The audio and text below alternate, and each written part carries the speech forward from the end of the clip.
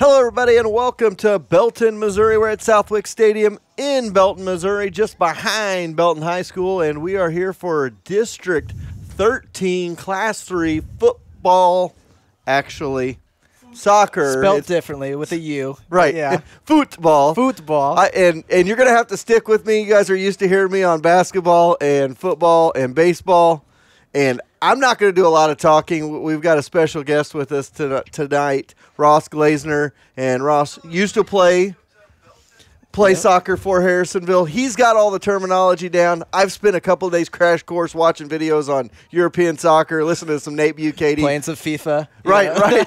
So I'm trying to figure it all out. Right. I don't know a ton about it, but I know that you know the ins and outs of soccer, and that's going to help us along the way. And soccer's one of those sports, you know, you kind of let the picture out on the field do most of the justice. You know, the best way for me to describe soccer is it is a chess match where every single piece has an ability to think.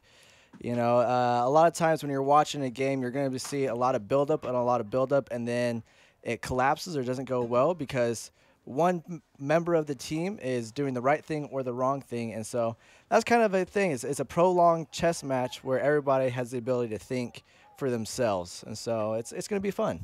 It'll be fun. It's going to be fun for me. Like I said, I don't know a ton about soccer. I'm starting to try to get some of the lingo down and everything like that. But the first thing I want to do, I want to thank all of our sponsors. Anytime Jerry and I talk about doing a sporting event, it amazes me and the way the Harrisonville community rolls around and wraps around its sports, whether it be football, basketball, baseball. Here we are with soccer.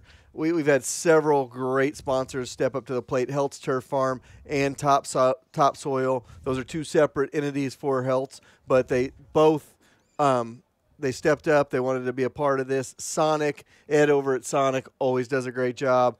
Schroeder Chiropractic, Dr. Martha, obviously her son on the soccer team, but she's always one of the first people I call. She's always on board when it comes to supporting Harrisonville athletics. Gets Custom Homes. I know Chad, he had a daughter graduate last year that played soccer, and he's got a stepson or son playing on the team as well, and they're always really good at stepping up on these sports that don't get a lot of publicity some of the times. Harrisonville Family Medicine, Dr. Travis over there stepped up to the plate, and you will see their logo throughout the broadcast up in the corner as they really stepped up to make sure we got this broadcast on. Excalibur, Mike and Natalie Johnson. Again, last year we needed a sponsor for video for the playoffs, and boom, they stepped up to the plate and had no problem paying that for us, and they've helped us out again this year. And then Steve Croy with State Farm Insurance stepped up to the plate. I know he's always been a real big supporter of Harrisonville soccer, and he wanted to be a part of this. So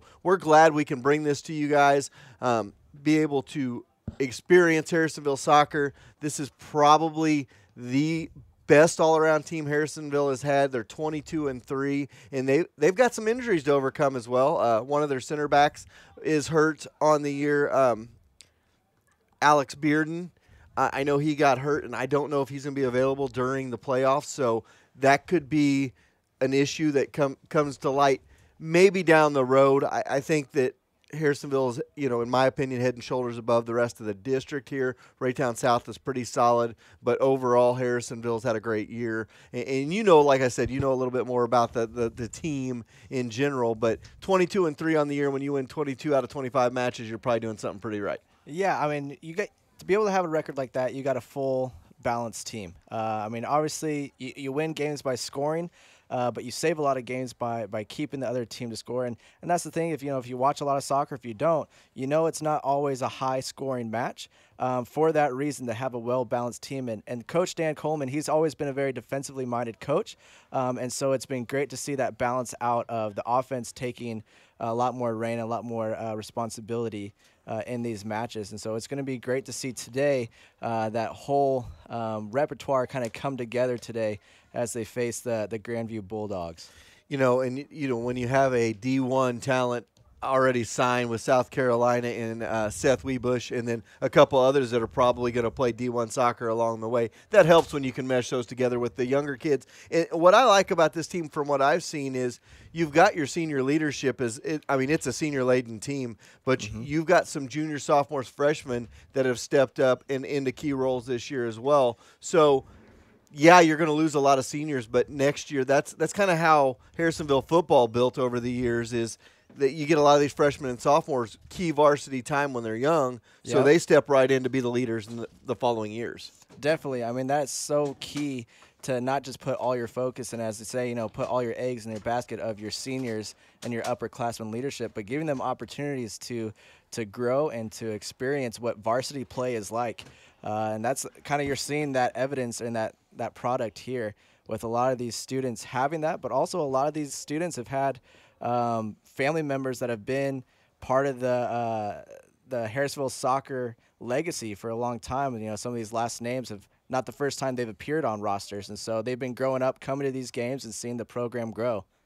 And that's a good thing, because it started out. Coach Coleman started this out in its infancy, and he's really seen it through, and it's become a good soccer program, both boys and girls. So it'll be interesting to see how things roll here tonight. We're gonna be ready to rock and roll before long. So we're gonna take a quick pause, and we'll be back for the open right after this.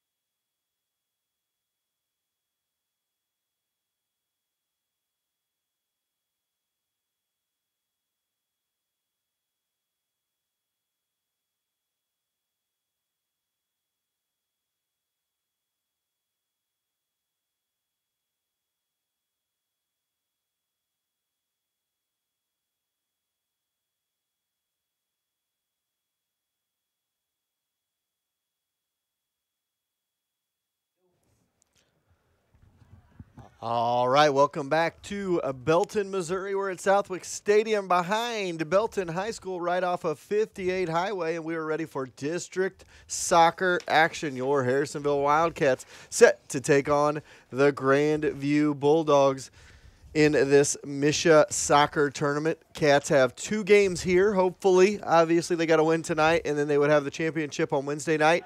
If they could win both of those, they would move into the sectional round next Tuesday night, and that is to be determined where that would be.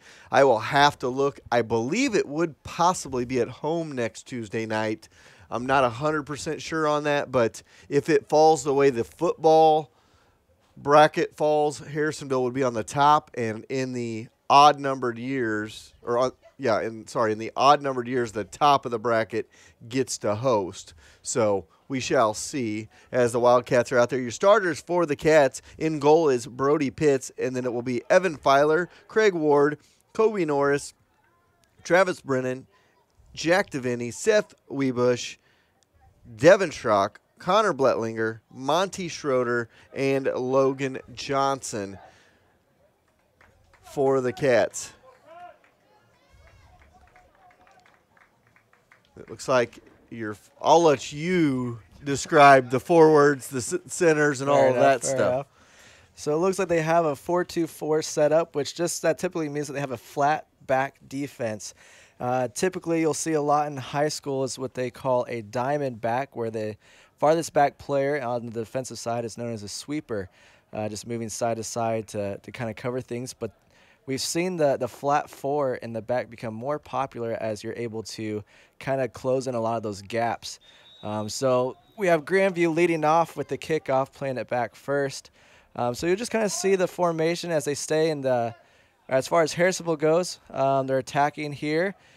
They're going to be moving the ball. What they're going to be looking for is trying to put it right in the middle just like that with a poor clearance and an own goal by Grandview, already putting the Wildcats up 1-0. That was quick. we were just talking, it's kind of funny. Before we went on the air, we were talking to the Director of Communications for Harrisonville Schools, Jill Filer, her son Evan out there playing, and she's like, do you need some help with the soccer lingo? And I said, I need some help. She goes, it's kind of a slower sport. It slows things down, and here we go, less than 20 seconds in, Harrisonville gets an own goal and already leads it 1-0. And it looks like Harrisonville is going to be content on attacking early on in this ball game. Yep, districts is one of those situations where you don't really let up at all. As just with any other sport, it is single elimination. So they're going to continue to just put that ball through with a great through ball. And the keeper comes out and goes straight through his hands. Able to corral it, but almost a goal there again for the Cats. Yep, and Connor's a little upset with himself there. Yeah, if he had continued to pursue that probably would have been goal number 2 and the first one off the boot of a Harrisonville player.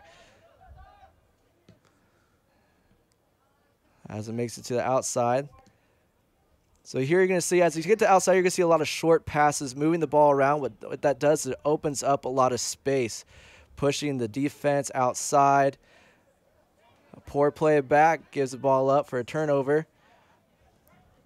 Now here, for those watching on the video, you might see that it looks like it went out of bounds, but they will be playing according to the yellow lines. And so it's not just the football bold white lines, but all the way outside to the yellow lines as far as the boundaries go. Great ball up top.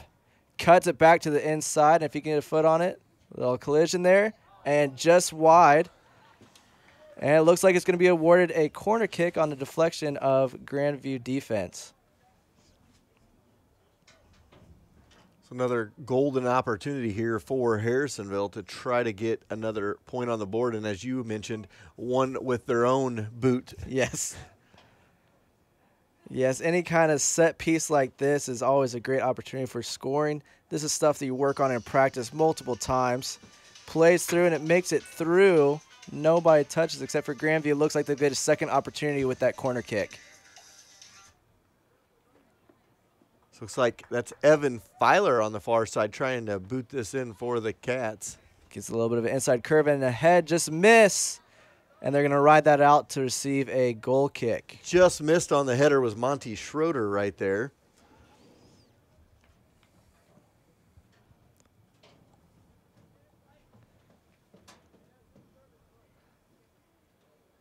So goal kicks are opportunities to reset your defense, get your formation back.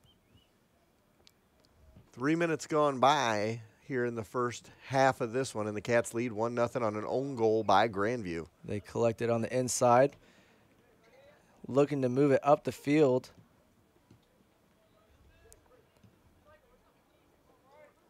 Loss of possession here.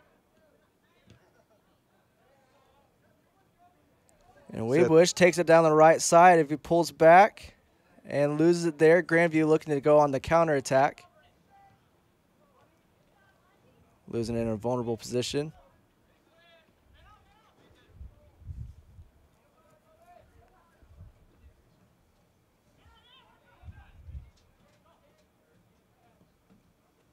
Almost as if Harrisonville's just kind of feeling it out, seeing how Grandview's going to attack and how they're going to play him here early on. Yep, it's very much of a pace sport. And with this shot, great save by the goalkeeper here. Looking to relay the ball out quickly for a fast counterattack. Can they move it around? Weebush with the Maradona there in the center of the pitch. Little give and go action, sets it up perfectly. He's onside, and that is goal number 2 for your Wildcats. Assist by Seth Weebush, goal by Connor Blentlinger. Connor just put it right in the corner where the goalie was not, didn't try to do anything fancy with it. That's something else you practice on a lot. You know, that finesse side of goals is what you want to work on. I think I've already learned enough about soccer in this first 15 minutes than I knew my entire life. There you go. Before you know it, you'll find yourself buying season tickets in the Cauldron at a Sporting Kansas City. I will admit this as we're sitting here watching Grandview and Harrisonville go at it. I've been to a sporting game. I went with one of my buddies, David Sanders, about 4 or 5 years ago, and I'd never been to a game. And the atmosphere, we were in the Cauldron, and the atmosphere there was amazing. I hadn't been, I didn't know. Now, I was that random person watching, and everybody was cheering, and I had no idea why they were cheering because there was no goal being scored. Right. So, other than that, it was a really great experience. And I always like to open my horizons to other sports as well. So, it's fun to be able to sit here and help you, so to speak, in this one and see what's going on out there. Well, it's one of those things where you hear a lot of people just yell kick it, and when it comes down to it, that's the best advice you can give. So he passes the ball through here. Pressure on the goalkeeper coming out for the save. As attacking as Harrisonville has been early on in this one, almost a dangerous grab by the goalie, it seems. Yep, the goalkeeper, that is one of those positions where they're kind of the general on the field. They're the only player that has a full vision of the entire field or the technical term, the pitch. But they should be the ones that are moving players around, just because when you have possession of the ball, your view is very limited. But goalkeepers, they have kind of a few seconds to decide when to come out or not. As far as is that the safest decision, the decision that's going to stop a goal-scoring opportunity or potentially even create one that was unnecessary. So, yeah, that sliding save is definitely one that has its risk attached to it.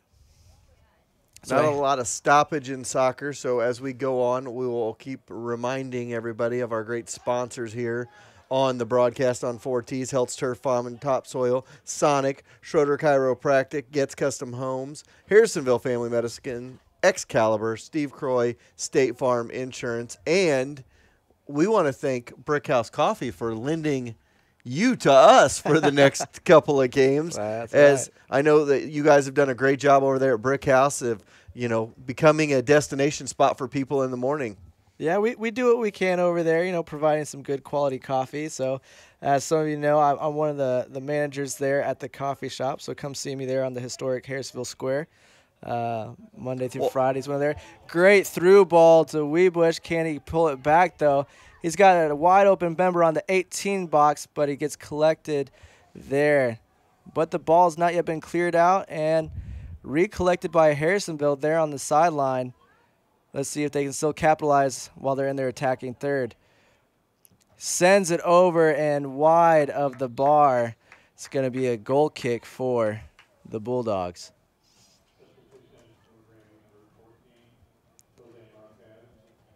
Yeah, soccer is one of those sports where if you have a heart condition, it's hard to watch because you get into a resting heartbeat and then things like that happen and it starts racing.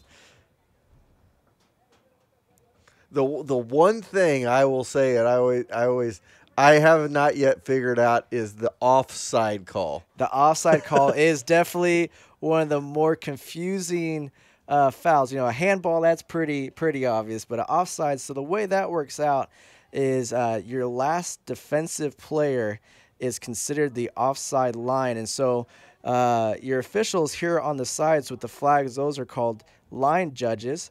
And they are part of their responsibility is to assist the center official with making calls, but to keep an eye on that last defensive player.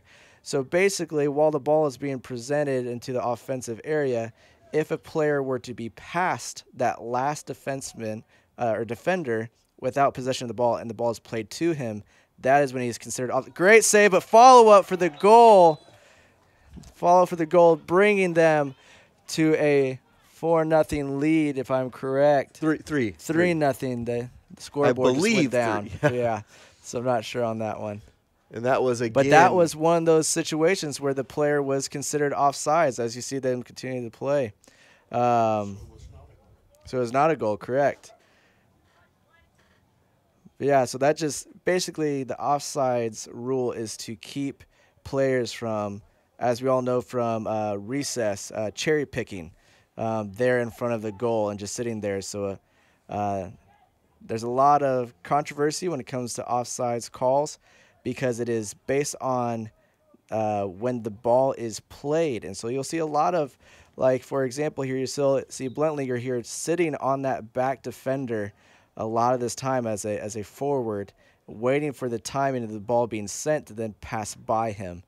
But that's where a lot of, like I said, a lot of contention comes through with those AR or official or assistant to the referees.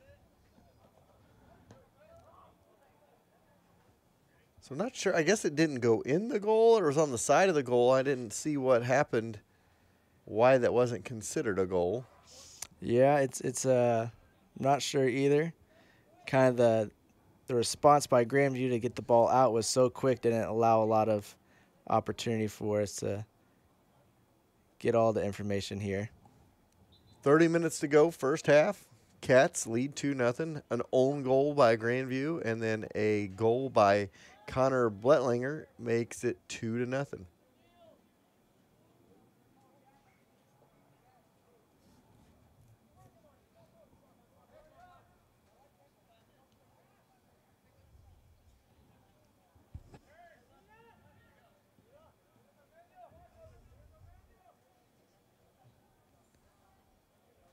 Bring the ball to the inside, looking to try to spread it out.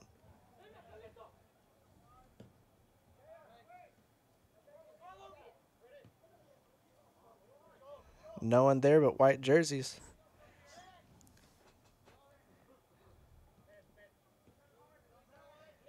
Soccer is a game of angles, mostly triangles in the sense of passing methods and passing patterns. It's a great way to move the ball around, to keep space. Great through ball and just past him. Ball goes out deep in the corner for a throw-in. Tried to get that to Kobe Norris up front and just missed on that one.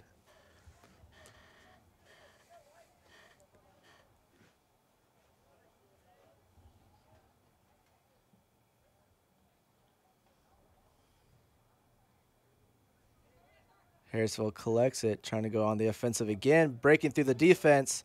Plays at the top of the 6 with a touch, deflected by a defender. Cleared out, but not enough. Places again, just great movement to the far corner, and that is another Harrisonville goal. Seth Weebush on the goal. Seth signed to go play soccer at the University of South Carolina, D1 school in the SEC. Don't know a lot about South Carolina and their soccer program, but nevertheless going. The Carolinas, I know, have always been known for their soccer over there. So, yep. A lot of your East Coast schools have great programs.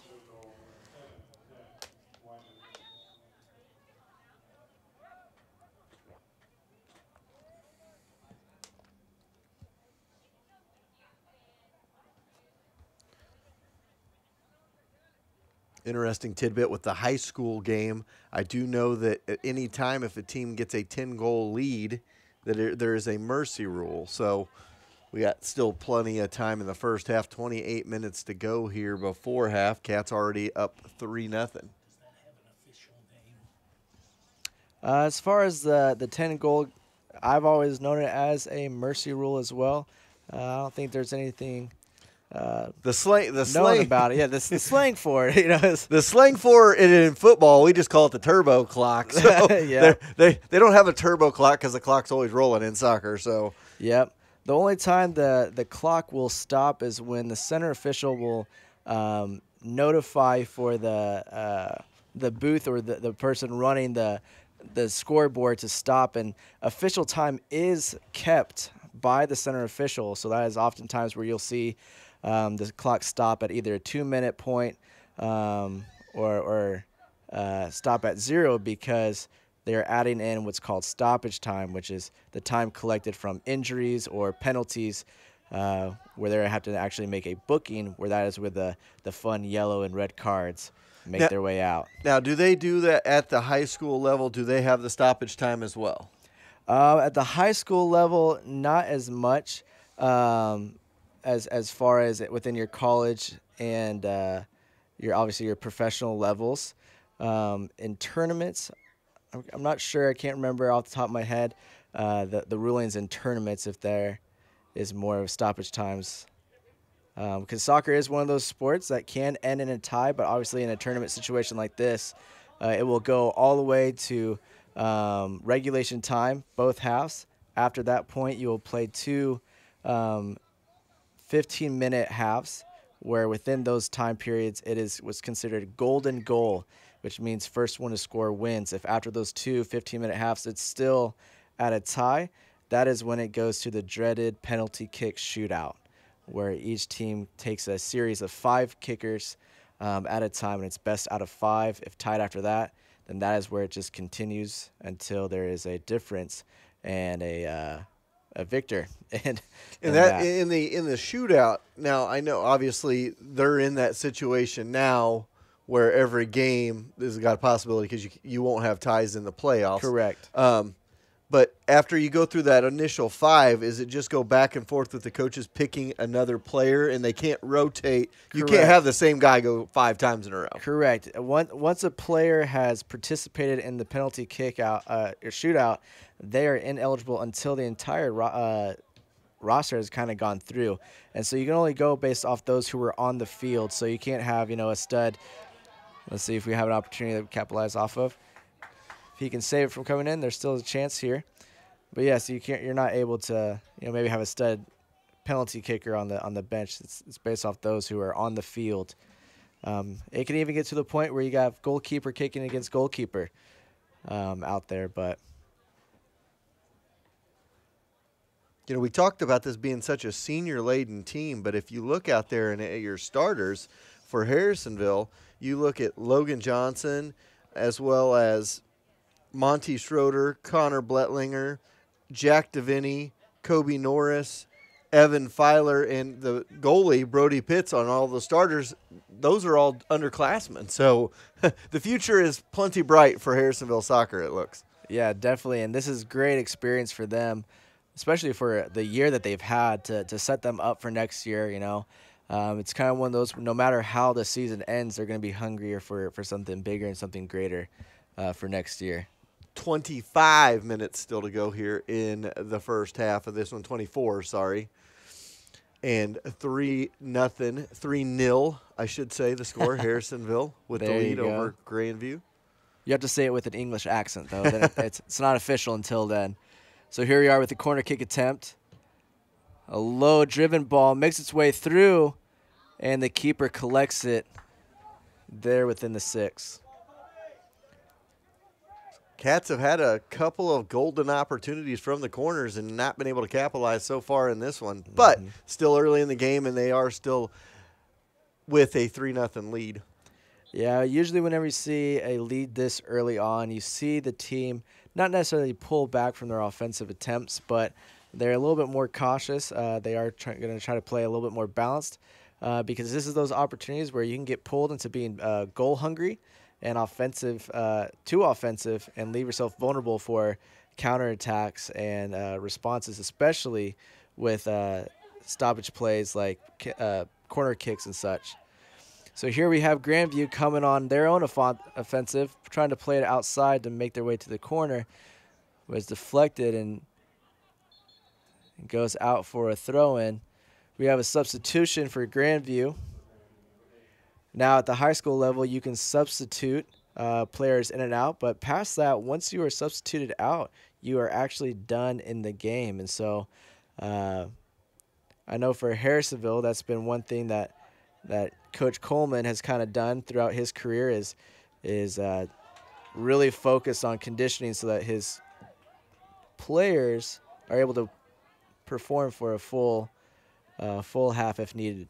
So once you sub in high school, you cannot come back into the game. No, in high school you can. Okay. In high school you can, but at levels beyond that, once you sub out, you are done. As well as you are also limited with the number of substitutions. So that's why at the professional levels you don't see a lot. But at high school, it's a free subbing, so you're able to go in and out, as well as if there were a case for a booking of a yellow card, you are sent off the field for at least one until you're substituted back on. And obviously a red card is an ejection from the remainder of the game, as well as your team will then play a man down, where a yellow card you are just then replaced by another player. The ball is cleared out by Harrisonville's defense, but it lands great for an opportunity if he can collect it here, bringing it down, see if he is able to see some teammates play it off in the air.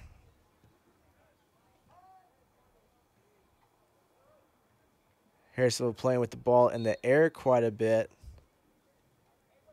Foul called. Great set piece. Here on, as I know on the screen, it looks like the 35, but you have to add 10 more yards to the goal, so that's about 45 yards out.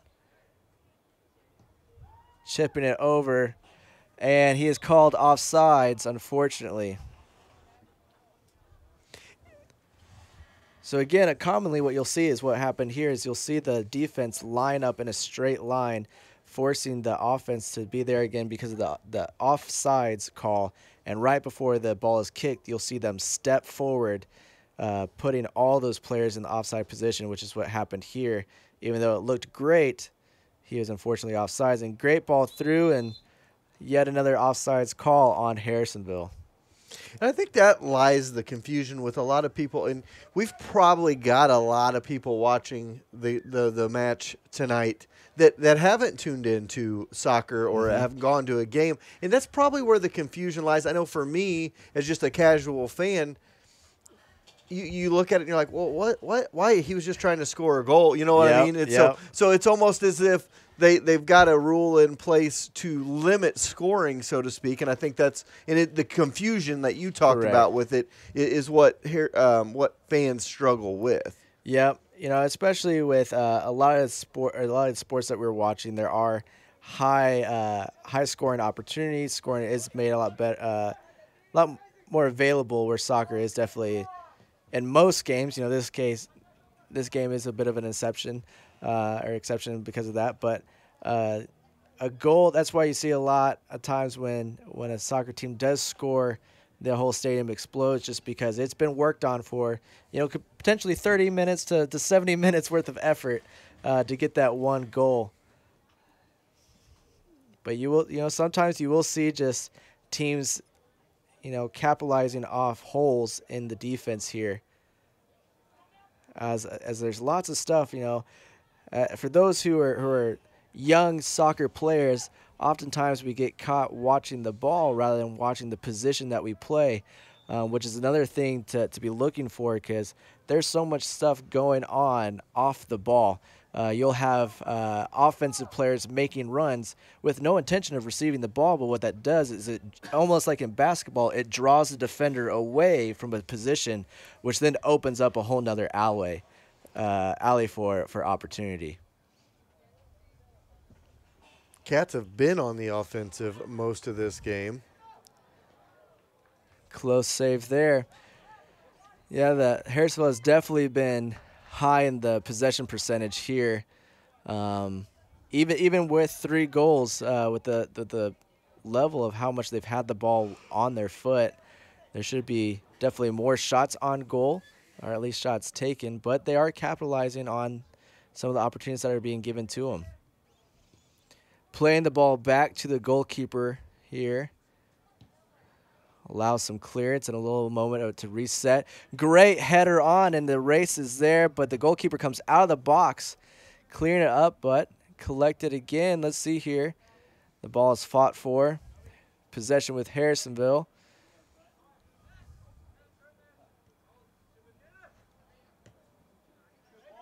Great through ball here. See if they can do something with it. Taking the time to get some movement going. Lost in the middle here, but a player comes up from the center. That could have been a great capitalization off of that. See if he just simply plays it out, being safe. There it is for a throw in for Grandview. We got some substitutions on both sides here. We have Weebush and Blentley are going off the field.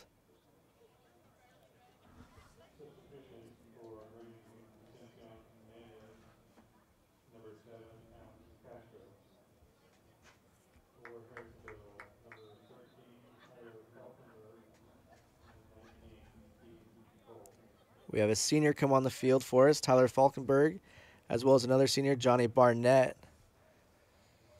Making some changes on the defensive back as well as in the central area of the Wildcat team.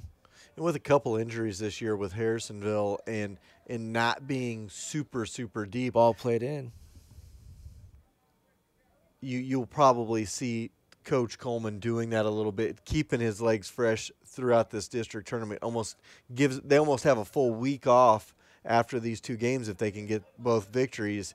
So you may see a lot of rotation in and out, keep the legs fresh going into next week.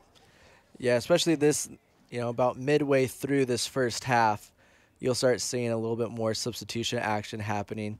Just kind of keep them fresh as before they go into half. 15:38 and counting down here in the first half of this one, and the Cats lead 3-0.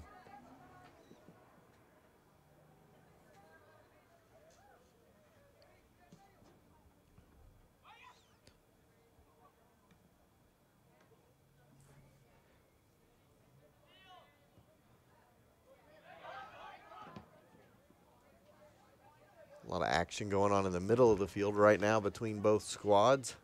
Yeah, with Grandview still looking for that first opportunity to score.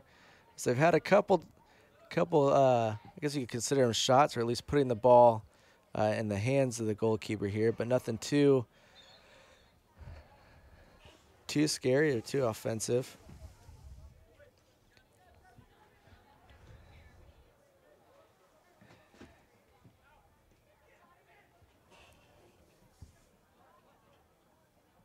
Bringing the ball to the ground. Now this is where you'll see Harrisonville start utilizing the full field, playing it back to keep the team spread, to keep their shape, but unfortunately they lose it for a moment here. Grandview collects it in the center.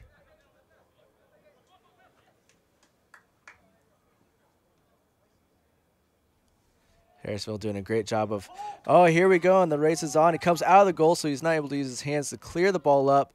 But again, it is stopped there, met by a Harrisonville player.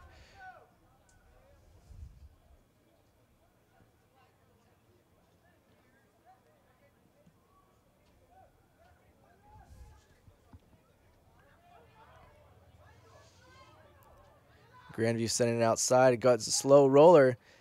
Passes by a bunch of feet, collected at the top of the 18. Shot blocked. The ball makes its way through. Easily collected by the goalkeeper, JT Overturf.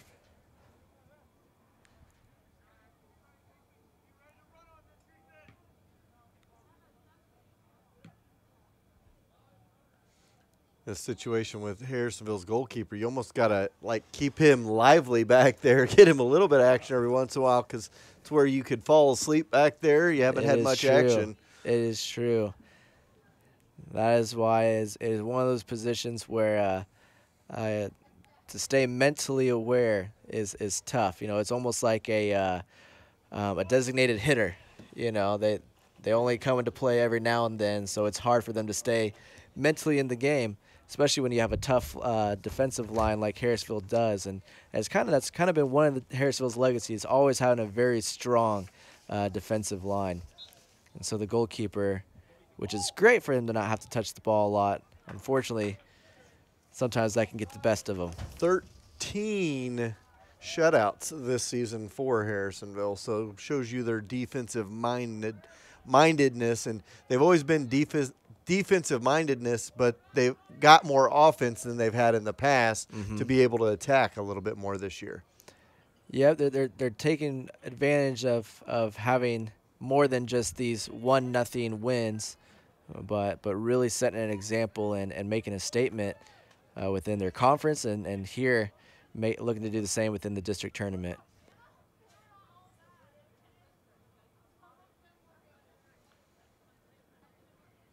"12 minutes left first half, 3-0 Harrisonville with the lead.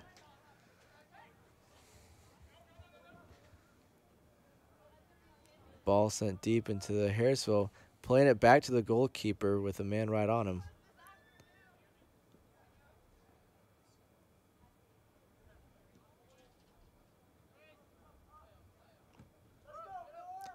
Great ball from the back line. Fortunately, wasn't able to be handled as well.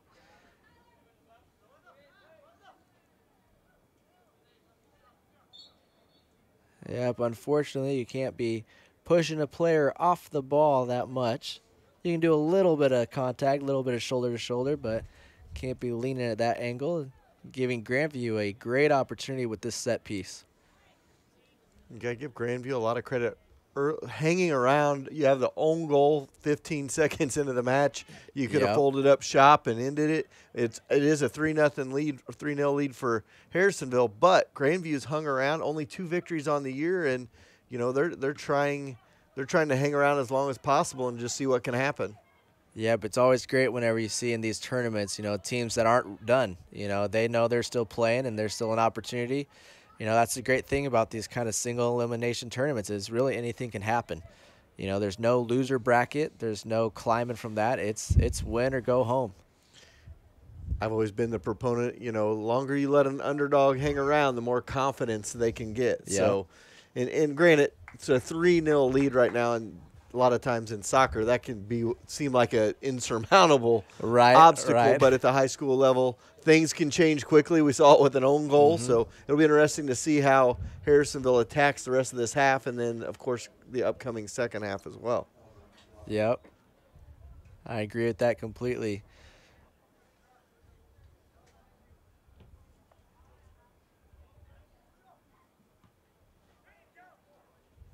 I mean, you brought it up, you know, especially within those first 15 seconds, we see a fluke goal, you know, coming off the head of a Grandview player going into the back of their own net.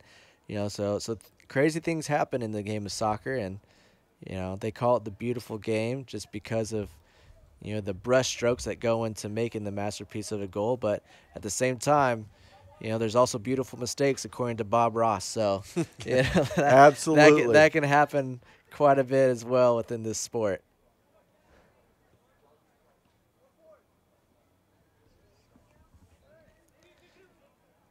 Harrison looking to move the ball to the other side of the field. Stretching Grandview's defense, opening up some holes here. Great through ball, but stopped just short. Still collected, and the offensive attack is not over with. Oh, brilliance here. Can he capitalize, send it to the center, and just a simple touch, easily collected by the goalkeeper.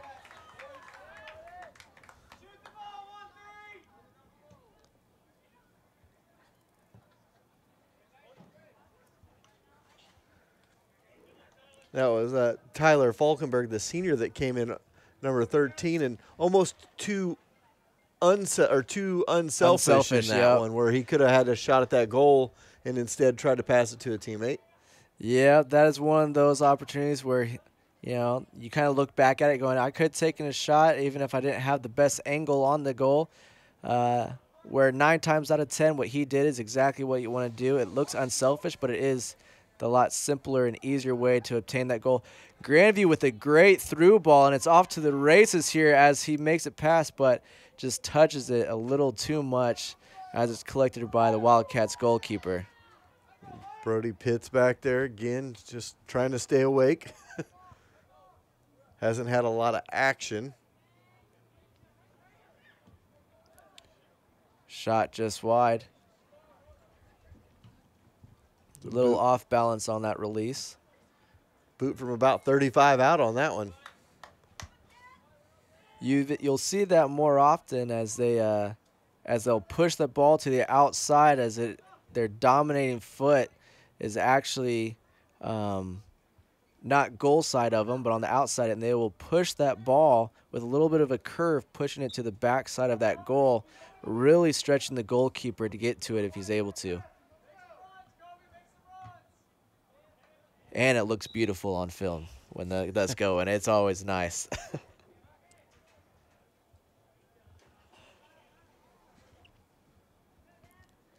Penalty referring to a set piece here for the Wildcats. Now again here, talking about the offsides, you see them sit there on that back line, and just on that movement, just shy, and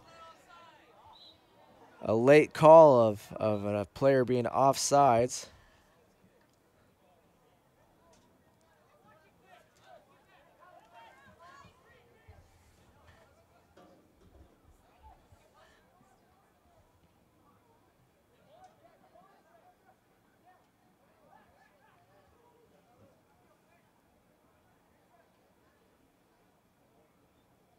So you'll watch with the line officials here. Their flags symbolize different fouls and things going on. And if the flag goes straight up and they don't move, they are signaling that there was an offsides. Anytime a ball goes out, kind of the obvious one is they'll be pointing on a flag in a direction where they believe the possession goes to the team. As well as their eyes are there to, again, assist the center official with any foul. So if they see anything, they will kind of whip their flag to make noise and bring it straight up to bring attention. And the funny thing about that is the center official has the authority to either blow the whistle and stop the play, or just wave the side officials off and let the game continue. Fouls are kind of left to the discretion to a point to the center official.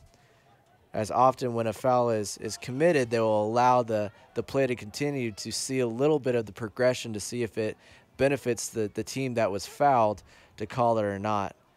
And oftentimes you'll see that, and then the ball gets brought back to a position.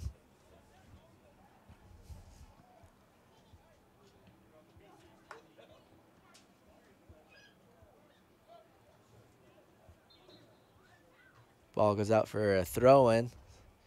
Still in Bulldogs territory with substitutions by Grandview.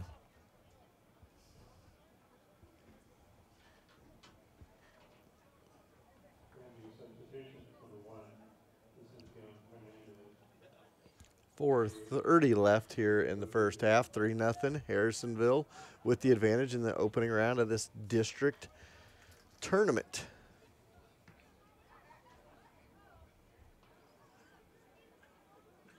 So Harrisonville coming in with the #1 seed in this tournament. This game it really is one for them to kind of make a statement to any other team that will be playing later today and later this week as to who they'll be facing if they're able to come away with this victory.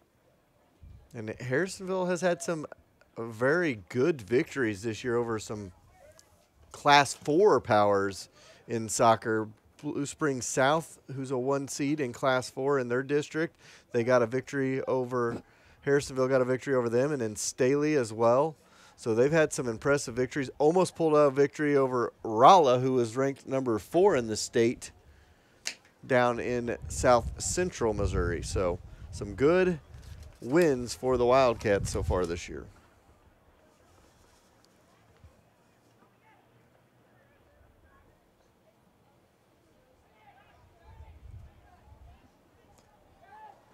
Ball lost at the center of the field. but collected by Harrisonville.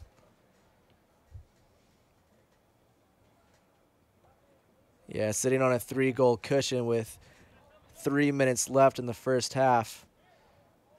Harrisonville still not letting up on the offensive pursuit, moving the ball around at the top of the 18.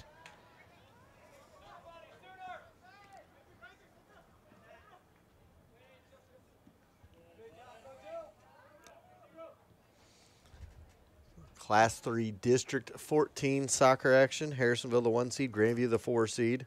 Raytown South and Belton will play after this one for a right to play the winner of the Harrisonville-Grandview game.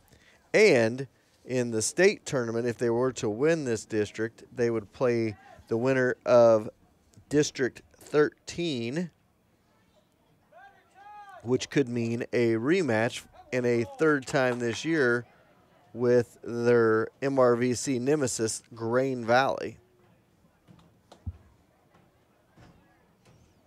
As Grain Valley is in a district with Warrensburg, Marshall, and Battle.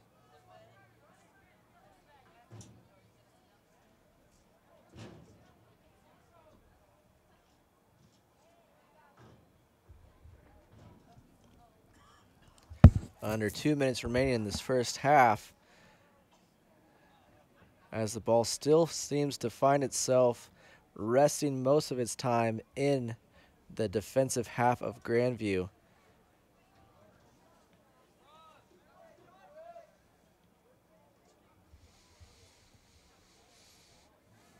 Harrisonville playing with the ball too much in the backfield, loses it to Grandview, still looking to get their first goal of the match. Plays it well with the one-touch shot and right into the arms of Brody Pitts.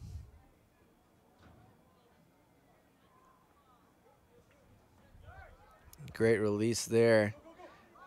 Being onside, he goes for it if he can get the little chip.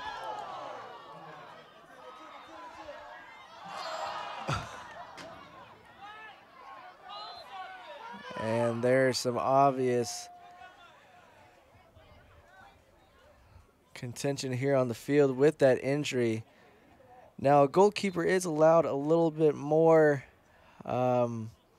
grace when it comes to these 50-50 balls, but once they step outside of that 18-yard box, the goalkeeper becomes another player. Shocked there wasn't a whistle there on that, because that was a pretty evident, yeah. Ethan Cole, I believe. Or is that Johnny Barnett? It looks like number 19, Ethan Cole, was the one included in that collision. Again, another rule in high school sports is when the time has been stopped for an injury, you have to be substituted off the field. So we have Cole come off, and I'm not sure who entered the field for him. It's like Connor Bletlinger coming back onto the field. Conversation between the center official and his AR discussing the collision that occurred just moments ago.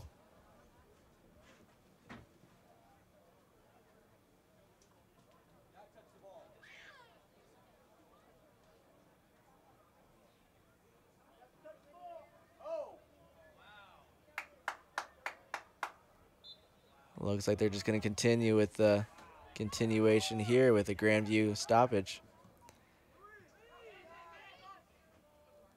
Little chipper here. Bluntlinger tries to take advantage of that.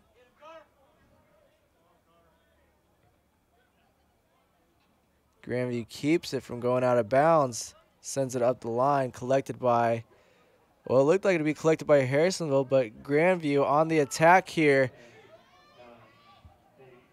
Counting down. And with the ball going out of bounds, that will conclude the first half of this match, leaving Harrisonville leading with a 3-0 Bulldogs. So 3-0 at the half. We will talk about our great sponsors again. Helt Turf Farm and Helt Topsoil, two great sponsors. Be looking for some new turf on the softball field as I was talking to Michelle Helt, and she told me they were putting the turf in for the softball field, not actual turf, but the good sod, the good turf. So they will be replacing that. Will Helt's Turf Farm, and then if you need topsoil, you need a small job out on your house, or if anything from small to big, they can get you any amount of dirt you want, from the pulverized all the way up to the chunky fill for anything you may have, whether it be a small little garden that you're going to put some stuff in, or if you've got, let's say, a sinkhole forming that you could put some fill in as well. Of course, when you think of sponsors and you think of people that step up for your community, Sonic, Edit Sonic, and the Sonic Drive-In in Harrisonville, they're always the first you see on each and everything. They always have benefits where you can go up there, you can raise money for your basketball, softball team, or your church organization, whatever it may be. Ed's always one of the first to jump up and offer their services so that you can raise money and get money. If you have a soccer injury or sports injury, or you just need a little relaxation, go to Schroeder Chiropractic. They can take care of you. Small injuries to big injuries, they have been known to help many people out with those injuries and make them feel better and get back in action pretty quickly. Looking for a new home, looking to build a home, looking for an add-on, whatever you possibly may need, Getz Custom Homes is the man for you. Chad Getz has many years in business, and he has done a great job of making sure that you could have a nice house that you would like.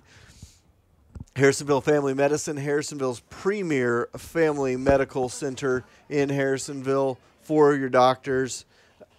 Dr. Travis is one of the best in the business, and they need stuff. Harrisonville Family Medicine is there.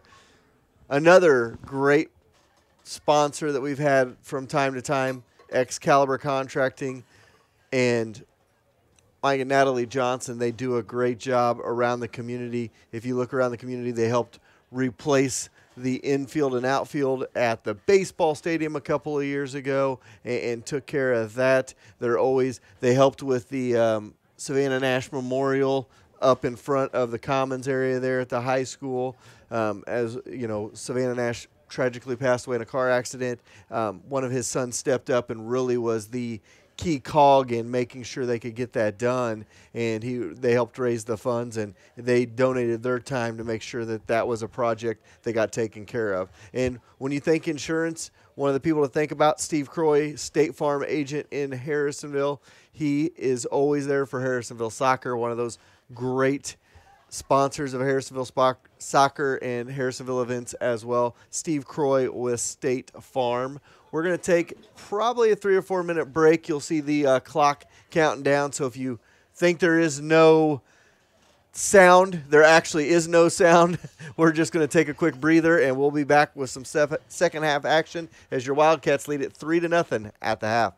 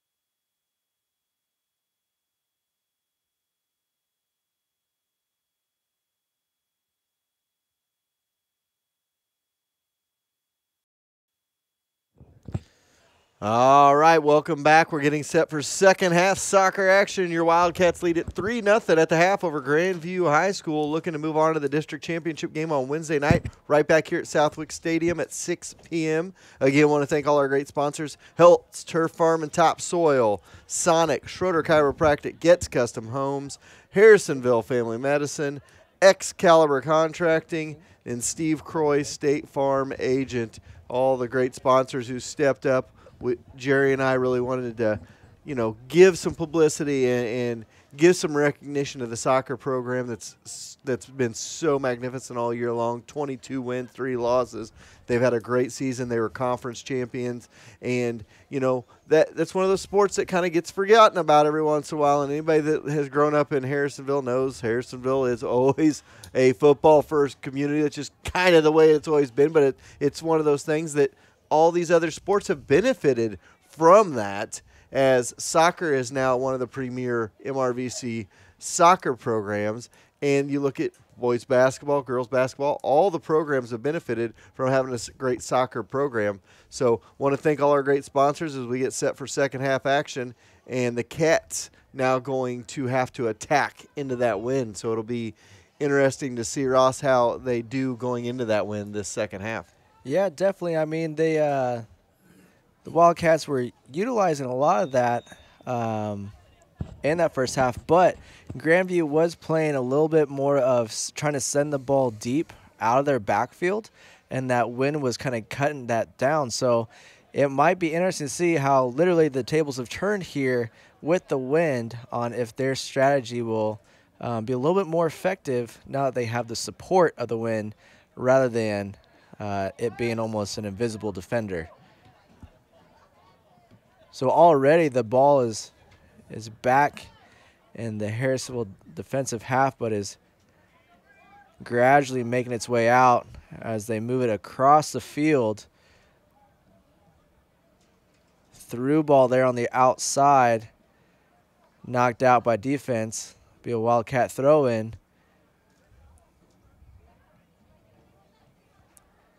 Now here's another fun thing about our favorite rule here in soccer being offsides. Offsides actually does not exist on throw-ins.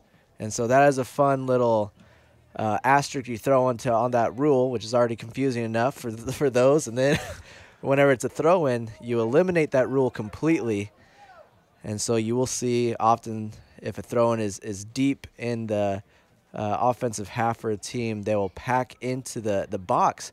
If they have a teammate that can throw the ball decently, treating it almost as a corner kick. Weebush here on a breakaway, taking his time collecting it left-footed. Great save by the goalkeeper here, having to stretch all the way out. Great reaction here.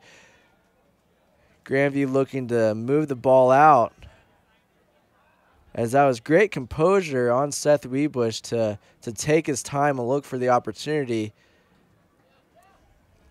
Pushing the ball a little bit, 6 inches to the right would have resulted in a goal, but a great stop by the goalkeeper there as Harrisonville looks to just kind of reset and try to do the same thing.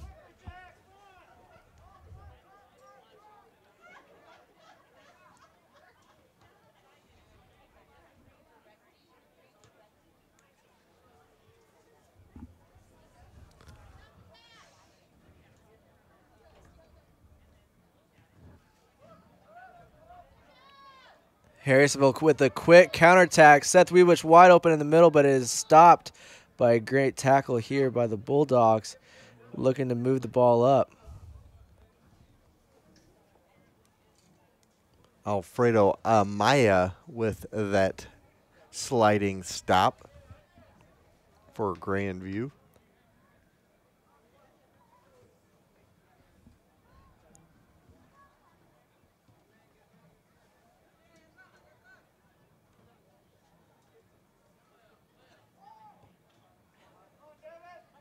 Ball cleared, but not far enough.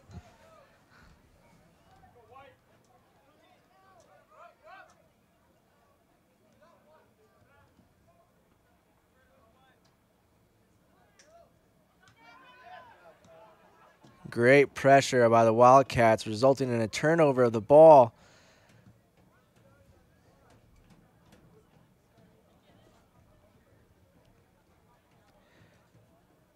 We talked about it in the first half on how Brody Pitts here has not been challenged too much as goalkeeper. And the ball, though, this half has spent a lot of time in the Harrisonville defensive half. So hopefully he has got his mind in the game and isn't going to be caught off guard.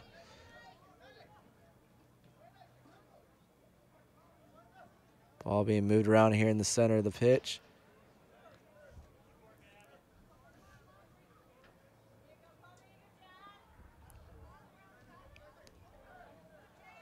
That is a clean tackle.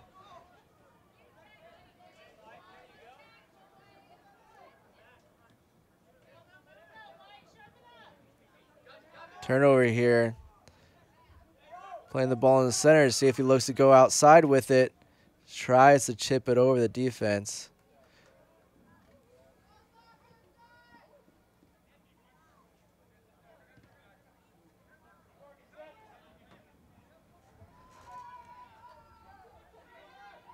Some scissor moves there in the corner there results in some clearance, but Weebush going 3-on-1 here.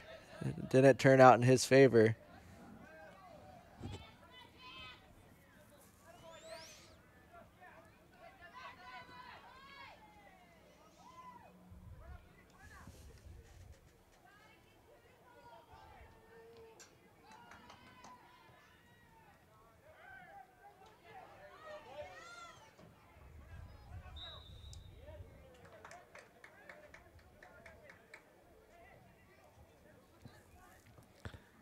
Cats finally starting to attack a little bit more here in this last couple of minutes as they got it down on their side of the field. Now a stoppage play right here at the top of the 18. Again, sitting about 25 yards out. Again, it looks like it's at the 15, but you have to add the 10 of the goal. This is a great spot to put it on frame. Not enough, as making it easy on the goalkeeper here.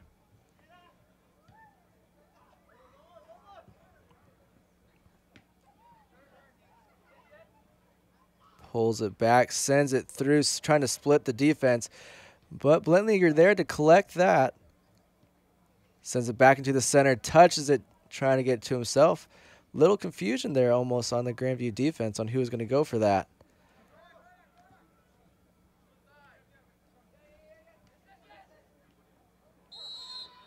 And here's a penalty again. So this is a position where you're going to see a little bit more of a set piece put together. It's far enough out that if you wanted to try to put it on frame, you could if you're confident enough. But it's also close enough where you're able to see a little bit movement on the Wildcat offense. Chipping it up, collects it on the chest. He's called offsides, unfortunately, by the AR there. So again, that's like we were talking about in the first half, where you'll see the defense kind of take that last minute step.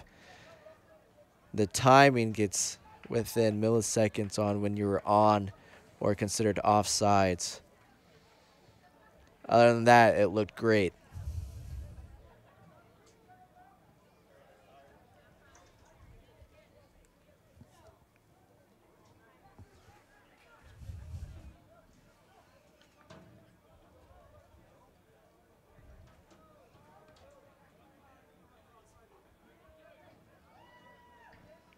Great through ball. Takes his time, but the defense is on him. Sends it, hits the outside of the net.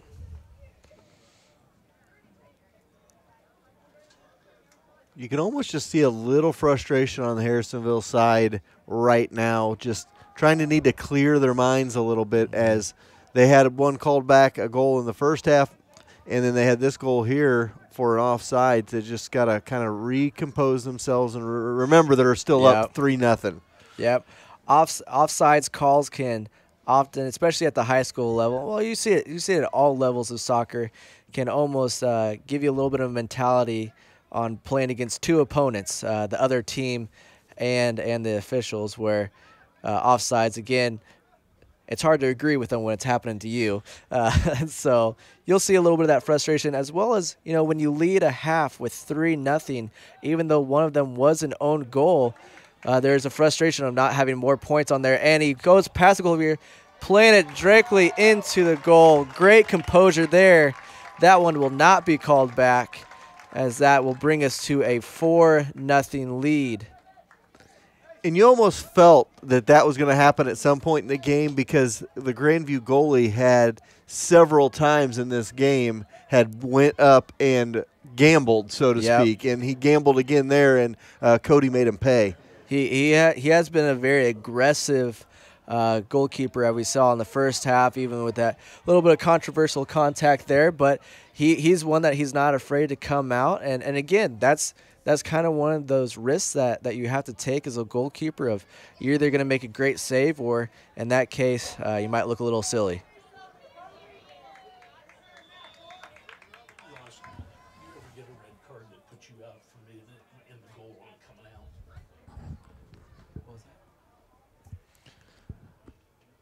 Looks like it goes all the way back, and they're going to, looks like they're going to give a corner kick to Grandview here.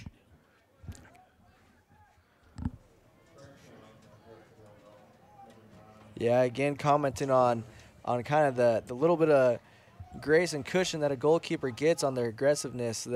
It can result in cards being shown to the goalkeeper, and again, at the high school level, whether it be a yellow card, that results in an immediate substitution out.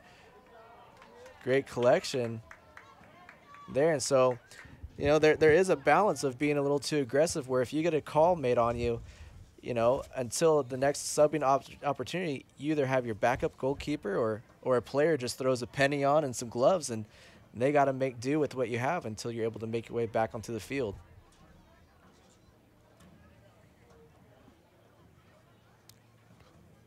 "30 minutes to go here in this first round district matchup."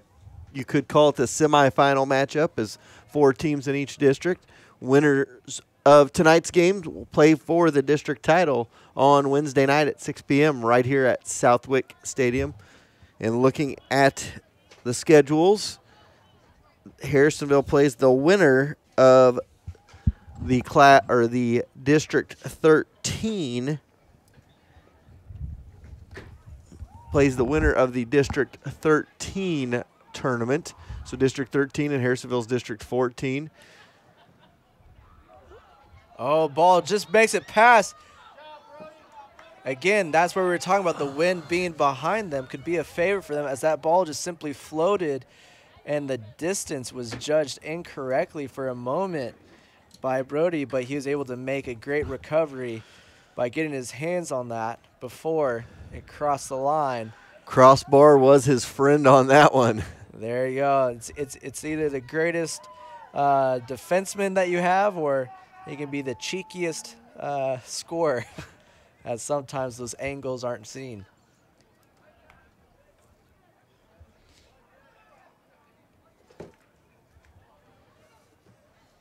Grandview being a little bit more aggressive on their offensive attacks and in their efforts here, as the ball has made a lot of its time back here in the Harrisonville half.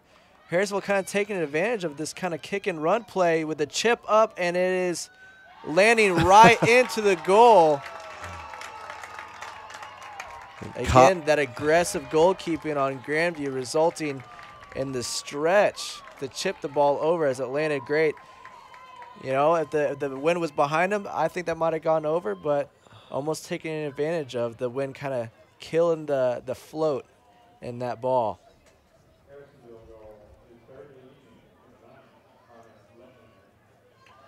Connor with, I believe that was his, was that 4th goal for Connor tonight? So I'll say 3rd or 4th, so he's already resulted in the hat trick when he scored 3 goals in one match. That is called a hat trick. There are even some places. I was at an indoor game once where a man scored a hat trick in, and people literally threw their hats on the field, and they had to take time in between the last goal scored to clean them off so they could continue playing.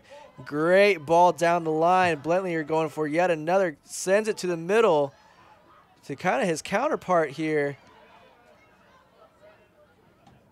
in Seth Weebush, where it results in They're going back to the center here where Harrisonville looks to continue their attack. Trying to shield off, doesn't work. Grandview not letting up, though.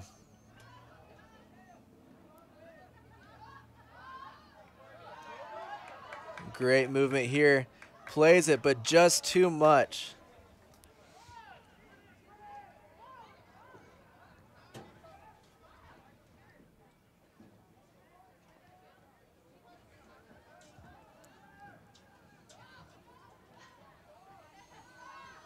Just over 27 minutes to go in the match, and Harrisonville leads at 5-0.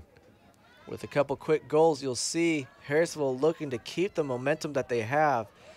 Kind of pursuing goal-scoring opportunities with a great left foot, just soars over the crossbar. Would have been worth 3 in Would have the been other worth- game of football. There you It go. goes right through the uprights.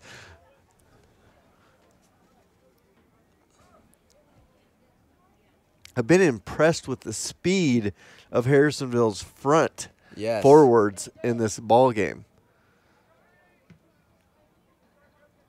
They are definitely taking advantage of that. Balancing the play of short passes to create opportunities, but also taking advantage of, like you said, their speed of kind of setting those long balls, letting some of their forwards run onto it.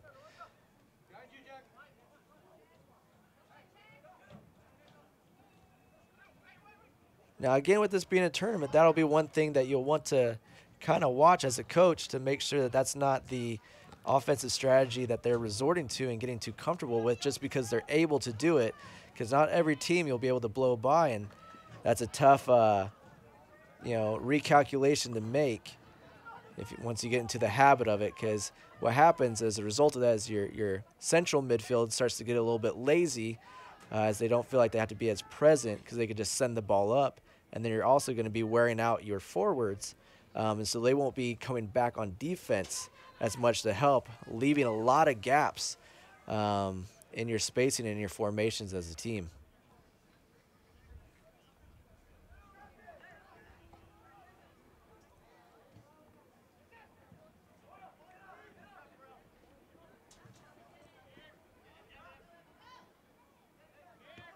There you go, using those triangle angles to open up opportunities.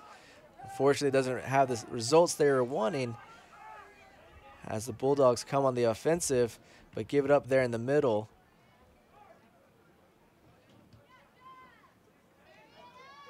Again, this is that part where you can start watching the game and kind of looking for the angles before they happen on the passes. Playing it out wide, possibly unintentionally, but sending it to the middle. Clear it out at the top of the 18.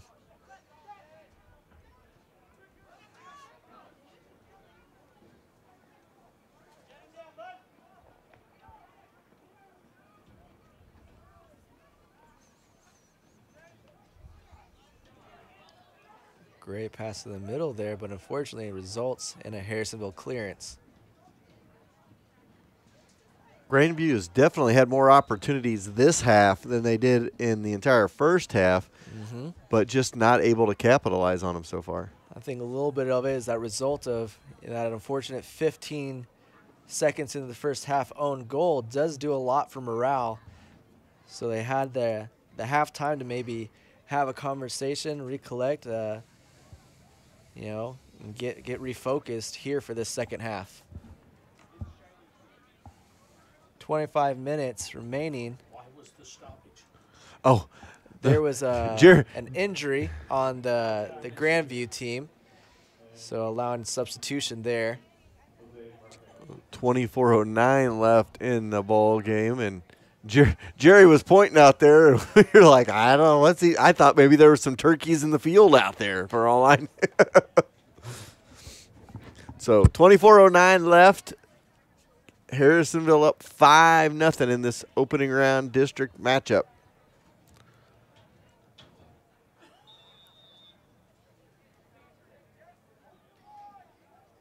That injury and stoppage time almost goes to an advantage to Grandview as they have a set piece set up, being placed through, but absolutely no attempt to get to it by Grandview, and Harrisonville lets it go through into the hands of their goalkeeper.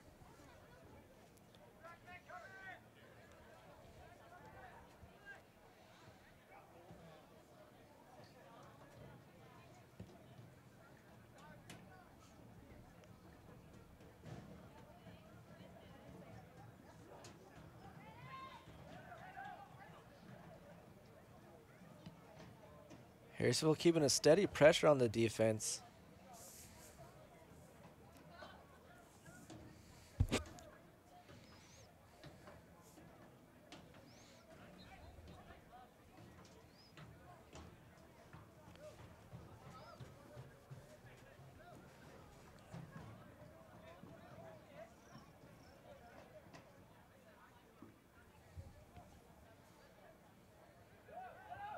One thing that I've noticed is Harrisonville has not been overly aggressive with their defensive efforts. They just simply look to contain players, to cut angles, and look for those opportunities of, just like that, miss opportunities of passes, and then look to collect and to kind of counter on that. Again, using that speed that we've been referring to, as whenever a team does find themselves kind of deep in their defensive half, that means a lot of their offensive team will find themselves there. So on these counter opportunities like this, it spreads them out and shot wide of the goal with quite the curve as it ends up on the other side of the goal behind.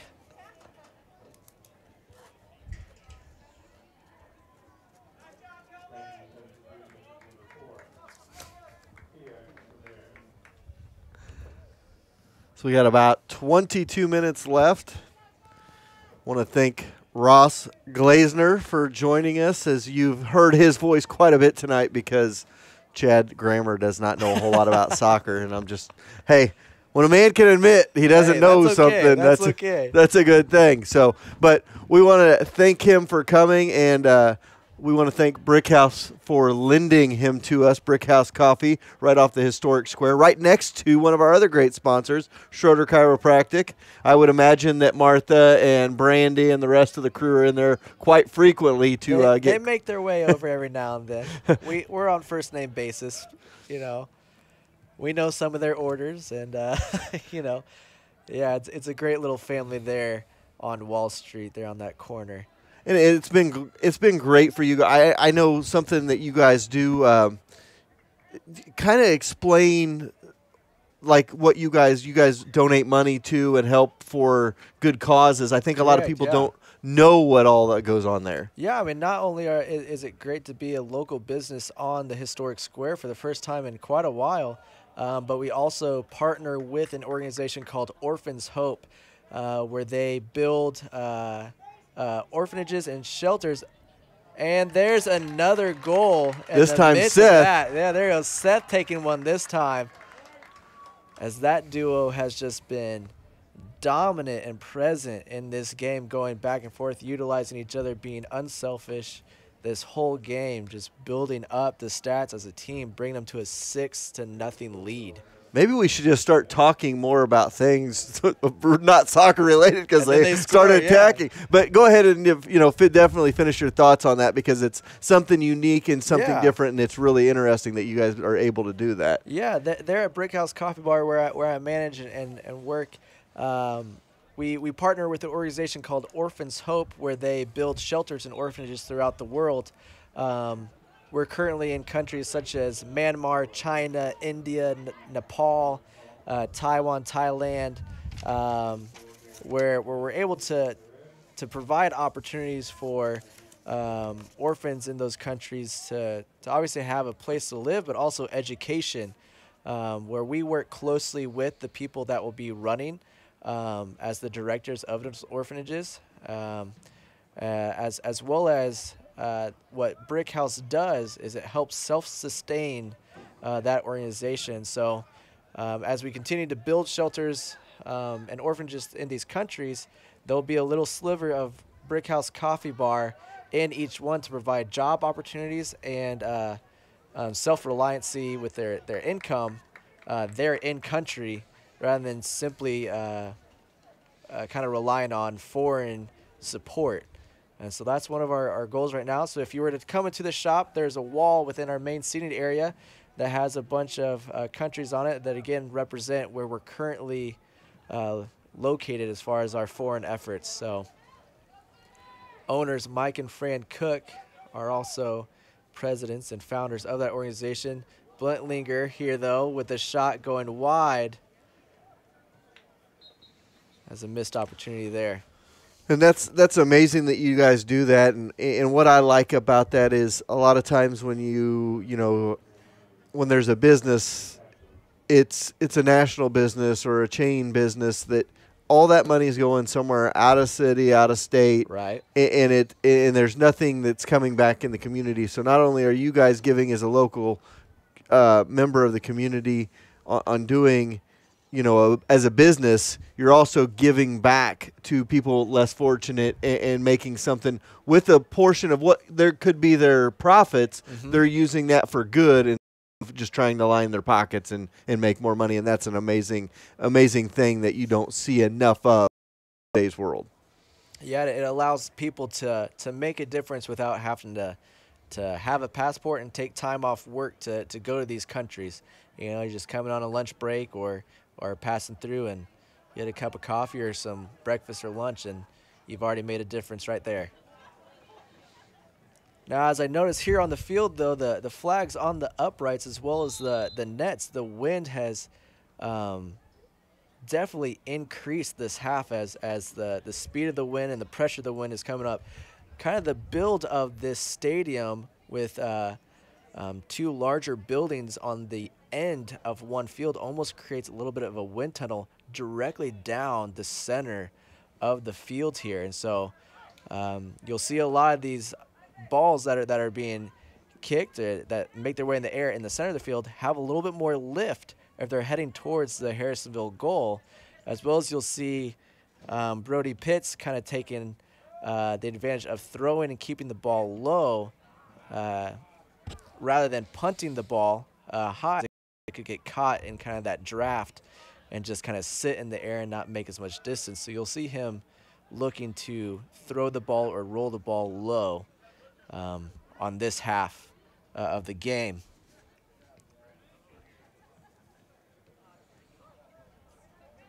But Harrisville not letting up on their offensive efforts. It's a nice little give and go try right there from Kobe Norris back to Blentlinger. Just all this out, he gets it rocking and rolling, and that is the one thing on visiting places. We never know what the internet will bring us. And being up high here. Mm-hmm. Resulting in another Wildcat goal. Monty Schroeder with the goal. Some visible frustration on the Bulldogs team as Harrisonville continues. The assault on goal. Their march on this game. I mean, really establishing a clear message to the rest of the district that they're not going to let up at any moment. They're going to continue to play smart and collective soccer throughout this tournament and throughout this postseason. A throw in there by Jack Deviney. A lot of people probably know that name that are listening to this, the Deviney name. The legend himself, Coach Eric Deviney, the wrestling coach. And, I will say this about Coach Deviney. He is a educator first, coach second, and he's an amazing educator as well. And I got the chance this last spring to shadow him in my class that I was taking for observations. I got to go spend a good 30-ish hours with him this last spring, and he does a great job in the classroom as well. So got to give a shout out to Coach Deviney. Definitely. Coach is one of those where no matter if you wrestled for him or had his class, he's your coach. I remember I did go to one wrestling practice my freshman year. I got invited by one of the Hunters, again, another big name within the wrestling legacy of Harrisonville. And he said, hey, man, we grew up playing soccer, actually, Jake Hunter and I. And he said, you should come out to wrestling. Introduced me to Coach DeVinny, so I said, I'll give it a shot. And for about an hour and a half, 2 hours, he just beat the snot out of me.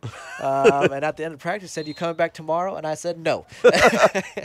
I think that happens more times than not with people. And I think a lot of people, they're like, oh, well, they wrestle for like 6 minutes in a match. They can't take that long. And, one day of practice of getting beat around and running, I mean, the conditioning in it is probably crazier than soccer even. Oh, absolutely. Then again, I grew up playing mostly goalkeeper, was kind of my position, and then I moved out into central mid. And so goalkeeper is kind of one of those where the conditioning isn't the top of the priority. So going from that into one day of wrestling practice amongst a couple of Harrisonville legends was a little much for my lungs and my ego. 12:15 to go here in the ball game, and the Cats lead 7-0. So well on their way to securing a spot in the district championship on Wednesday night at 6 p.m., which, again, our great sponsors, Heltz Turf Farm and Topsoil, Sonic, Schroeder Chiropractic, Getz Customs Homes, Harrisonville Family Medicine, Excalibur, and Stephen Croy State Farm Insurance, as well as Brick House Coffee, able to bring us this great color commentary and play-by-play by Ross Glazner over here. Them all stepping up to the plate has allowed us to broadcast both of these district games. And, guys, I'll be talking to you after a win on Wednesday night, too, so we can make sure we get next Tuesday's out there and televised, as they will play in a sectional round hopefully on Tuesday. Obviously take care of business on Wednesday, but you got to be confident at the same time. That's right. So here we are with a corner kick opportunity for the Wildcats. Looks like Evan Filer here in the corner, going to kick it in the middle. With a curl inside, makes its way to the head of Monty Schroeder, but is placed wide of that far post.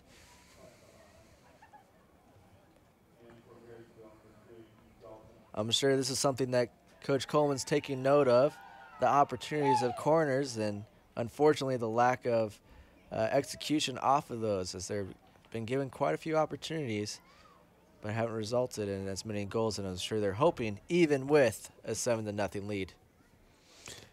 And that's something you talk about it moving forward. You're going to probably, you're getting into where you're going to have fewer and fewer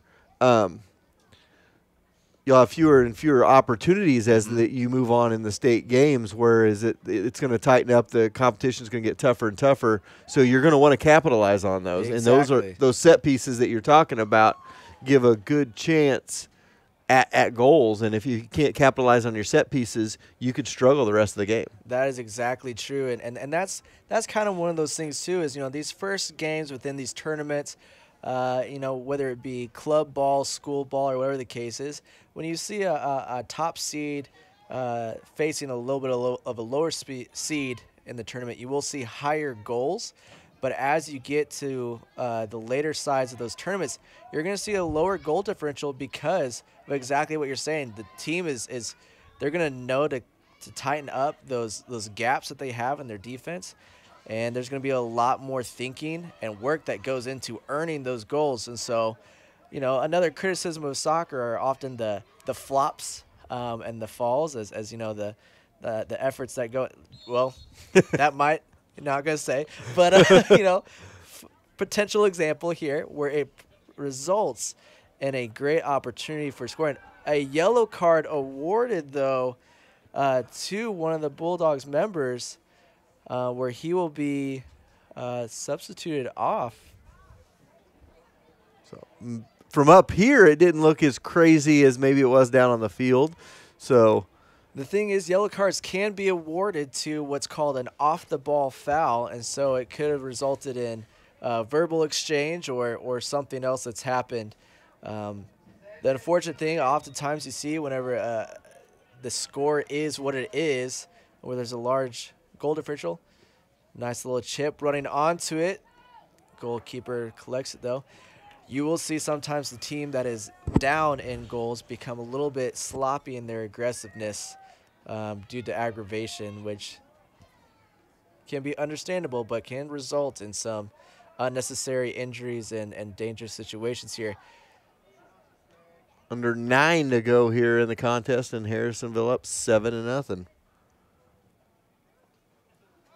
You know, that you were talking about these first-round matchups, and, you know, I kind of got on my soapbox last Friday night after Harrisonville played their first round of district in football, and they won. It was 53-0 at halftime, and it was, you know, it was one of those situations. There are only 20 kids on the other team, and I said, I struggle with the everybody gets a chance to go and win type of deal. And, right. And I had an issue. I had a little issue with it. I said, you know, they got to come up with different ideas or different ways. Like a Grandview, they would probably benefit from being at a Class 1 or Class 2 level. They've got a number of kids, but skill-wise, they may not be up there with a Class 3 type of program. Same with it was in the football on Friday night.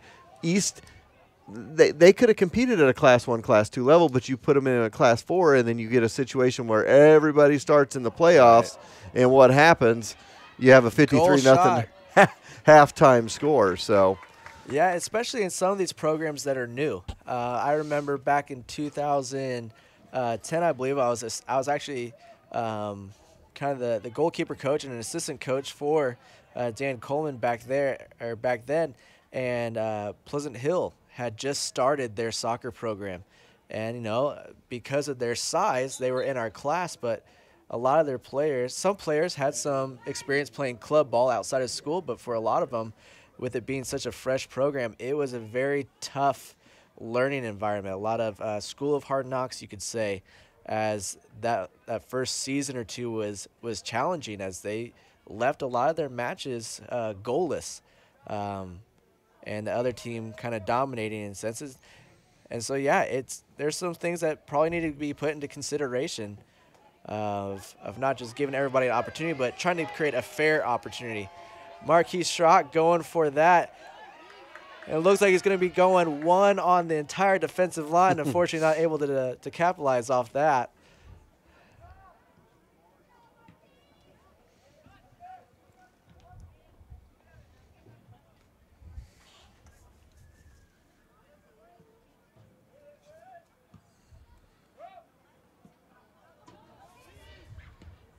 Approaching 6 minutes left in this half.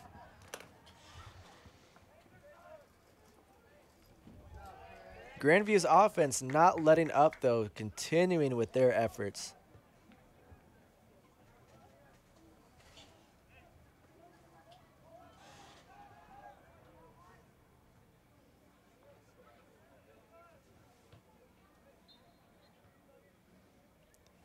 Throwing for Grandview here.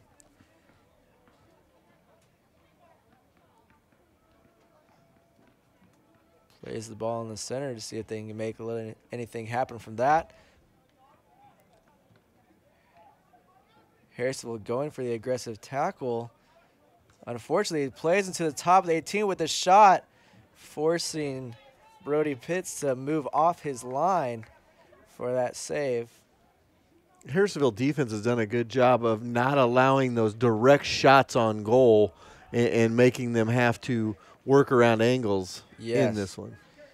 When you're shooting a soccer ball, here just moving past 5 minutes of the half, when you're shooting a shot, your personal balance is huge on that. So by having, it's kind of, you know, in football with the quarterback, when you got these massive linemen coming at you, you know, you can have great skills, but that intimidation definitely plays a factor, where here you can have a great foot and great shot, but having a little bit of a touch by the defense can put them off balance and can really alter the direction of that shot.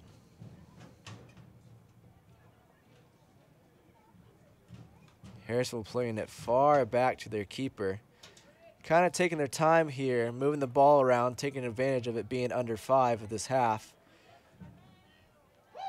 Looking to capitalize, keeping their form.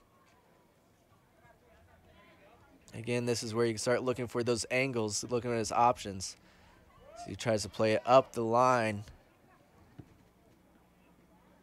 as Grandview sets it out of bounds. Harrisonville with a quick throw in, not letting up on this attack.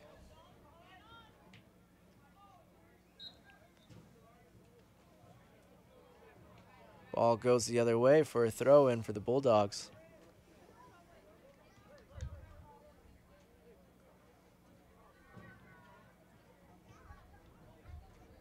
I remember one of the first times they played on a turf field where they had the football lines there.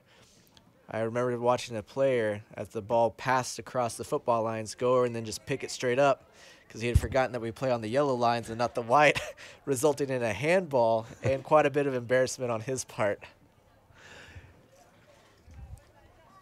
You know, and I know that in the soccer world, there's been a lot of, as Grandview tried to attack there, could not quite get it. There's been a lot of kind of controversy on whether or not you should be playing soccer on turf or not. Correct, correct. I remember when I was in high school was when Harrisonville got their turf, and so we were all excited for that, of just having a decent field to play on, just because, unfortunately, a lot of these fields that we play on are not level or are patchy and can result. Oh, great save. Oh, unfortunate goal. And there goes the shutout for Harrisonville as it makes its way off of the hands of the goalkeeper and then potentially assisted by the foot of a defender trying to clear it out.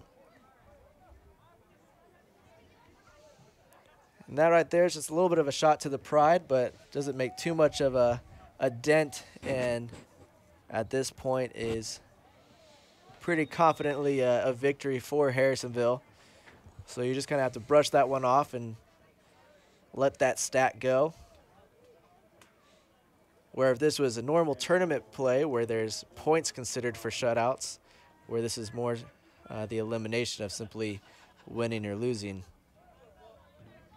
You see a lot of different faces in there for Harrisonville as well right now, so 2 minutes to go in the contest. Harrisonville up 7-1.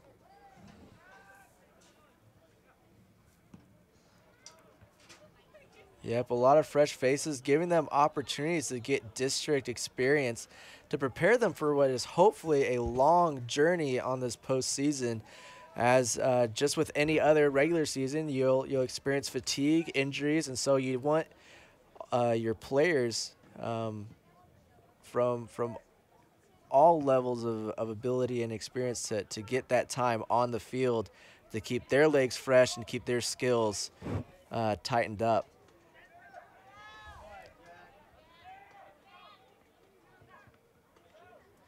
Ball passed through.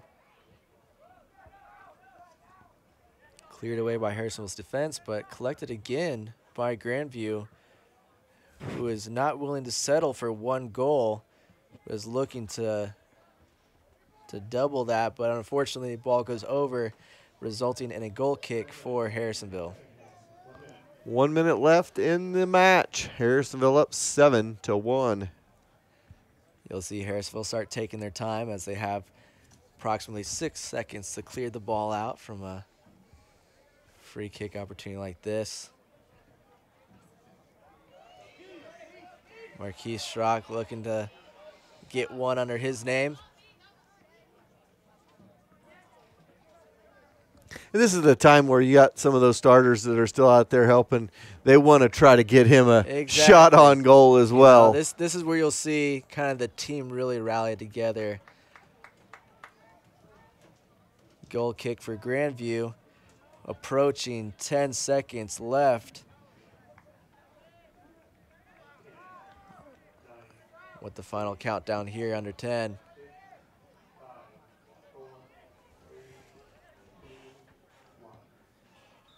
And that'll be the match, and Harrisonville going to move on to the district championship game by a final count of 10-0. 7-1. Or yeah. I don't know where I was. I was watching out here. No, it's all right. And I was I don't know why I said 10-0. I've just lost my mind. 7-1, your final score. Final score. I was watching as our goalkeeper, Brody Pitts, was coming off the field. Belton just flew out there on the field, about ran over our goalkeeper, and I was taken aback by that. And then I said it was 10-0, and I don't know why I said 10-0, but hey, what do you do? That's all right. They keep the official score, and we don't. So it's all right. Bottom line is Harrisonville gets a 7-1 win, and they're going to move on to the district championship on Wednesday evening.